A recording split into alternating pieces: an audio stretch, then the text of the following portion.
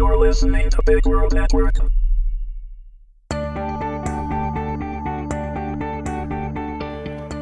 Accidental Passion, Episode 11. Timing. Read by Meagan Hedin. Warning. Although there is no material subject matter within that couldn't be found in any general bookstore with no age constraint, this series is rated 18 and contains adult situations and content. It is intended for mature audiences only and should not be read if you are uncomfortable with graphic sexual intimacy. Alicia looked over at Mary and smiled. Mary, driving, glanced at Alicia and then back at the road. "What?" Mary asked, smiling back. "Nothing really," Alicia answered, laughing. "It's just that I'm happy. I haven't been this happy in a long time." "That's just because you're getting out of your apartment for the first time," Mary said, negotiating a turn onto a one-way near Detroit's waterfront on the river connecting Lake St. Clair and Lake Erie. "True," she laughed, "but it's more than that, Mary." "And then it's the pain pills," Mary kidded. "Nope. In fact, I haven't had any all afternoon." "Then what?" Mary asked, glancing over at Alicia again. Alicia looked out her window, contemplating the question.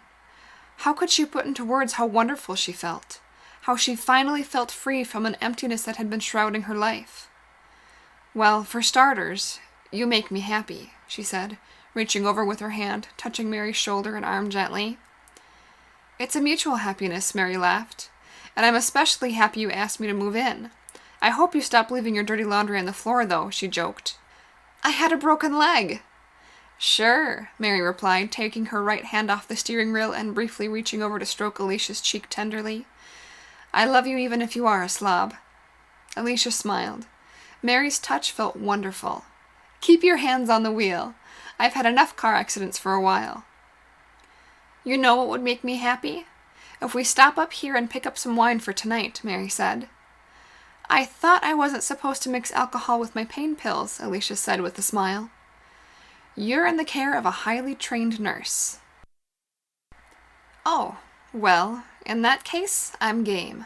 They shared a laugh. A brief silence came over them before Mary spoke again. "Have you told anyone about us, Alicia?" Alicia knew why Mary was asking the question. She knew there was nothing to be ashamed of, and they had spent many hours talking about it. This was who she was, and she knew she was happy, really happy, for the first time in her life. But for some reason, she hadn't been able to tell anyone, not even her best friend, that she was involved with Mary. The two had even met, and Alicia knew that it had hurt Mary's feelings when she asked her to hide their relationship. "Not yet," Alicia said. "Mary, I love you, there is no doubt about that. And I know this is who I am. I just need some time." "You shouldn't be ashamed," Mary replied, turning into a strip mall and parking in front of a wine store. "I'm not ashamed, I'm just—" She paused before climbing out of the car with her cast. "Scared, I guess." "I'm with you and will always be by your side," Mary said, leaning in to kiss Alicia lightly on the lips before opening her door. Alicia kissed her back, and instinctually glanced around outside the car looking to see if anyone saw them. She knew Mary had noticed, and heard a sigh as she climbed out of her side of the car. As Mary came around, reaching in the back seat to pull out Alicia's crutches, Alicia noticed a man and a woman arguing near an SUV. Alicia recognized the woman, but it took her a full moment before she realized why. "Mary! That's my pervert dentist's wife!" Mary handed her the crutches, putting a hand on her back to help stabilize her as she turned in the direction of Alicia's gaze. She saw the woman holding a paper bag of groceries and a man blocking her access to the SUV's driver's side door. Alicia started walking with her crutches towards them with Mary right beside her. Just as they were approaching, she heard Kim yell, "Leave me alone!" as the man roughly grabbed her arm and started pulling her in another direction. Alicia and Mary took a few more steps as Alicia called out from several spaces away, "Hi! Is that you, Kim?" in an attempt to defuse the obviously tense situation. She did not recognize the man who looked over at them. Even though Alicia didn't really know Kim very well and had only met at holiday office parties when she was with Kevin, Kim called back, "Alicia," sounding relieved. "How is the leg?" The man let go of her arm and, without acknowledging Mary and Alicia as they approached, he headed off to a pickup truck and pulled out of the parking space, gunning his engine and spinning his tires angrily. The three of them watched in silence as he pulled away. Alicia then looked at Kim. She had always liked her boss's wife from what little she knew of her personally, and had honestly felt sorry for her being married to Kevin. Kim just didn't seem like his type, and he was such a self-absorbed creep. Alicia had told Mary about Kevin already, and her being so lost with her life that she had begun to use the nitrous with him. Her single biggest regret in recent years had been the morning she had been high and feeling so alone and desperate for a connection that she had given in to his advances and had knelt down in front of him, unzipping the fly in his trousers and taking him into her mouth. At the time, she had felt she would rather please him than have him try for something more. She had gone home that day and showered until she ran out of hot water, trying to wash the memory out of her mind. To make matters worse, from then on, he never stopped trying to push things further every single time they had gotten high with the tank. But now Kim was in front of her, shaking as the truck moved completely out of sight down the street. "Are you okay, Kim?" She put her hand on Kim's shoulder in comfort. "I am now, thank you," she said, her voice shaking ever so slightly as she looked at the two of them. Alicia realized she needed to introduce Mary. "No problem. Kim, this is Mary." Alicia paused before continuing her sentence. It may have been the adrenaline from the incident with the man, it may have been the conversation with Mary, but Alicia was flooded with a sudden freeness, and, as she continued, she felt an overwhelming joy mixed with the adrenaline. "This is Mary, my girlfriend," she finished. Despite being visually shaken, Alicia noticed Kim's eyebrows rise ever so slightly, and she smiled to herself. She knew Kim had suspected Kevin was probably cheating.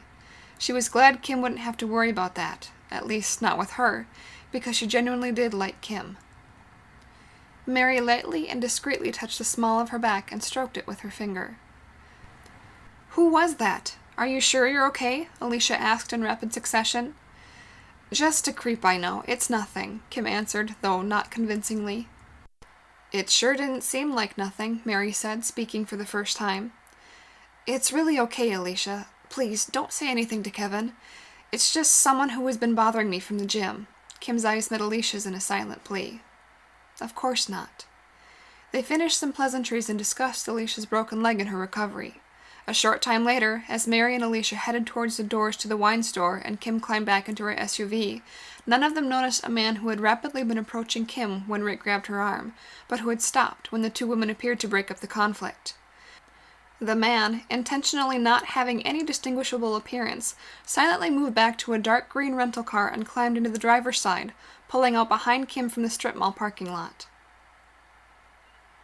Inside the warmth of the wine store and out of sight behind a row of bottles, Mary moved in close behind Alicia and whispered in her ear, "You didn't have to tell her, but thank you."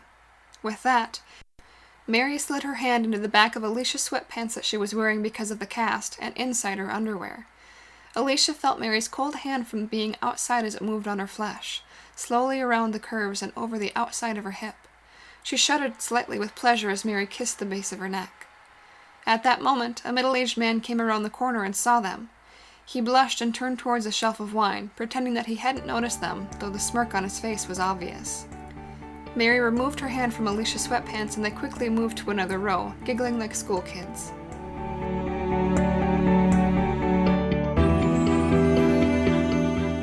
This has been a presentation of Big World Network.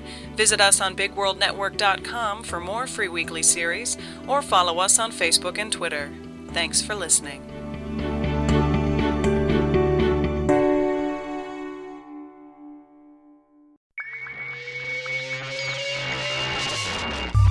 You're listening to Big World Network.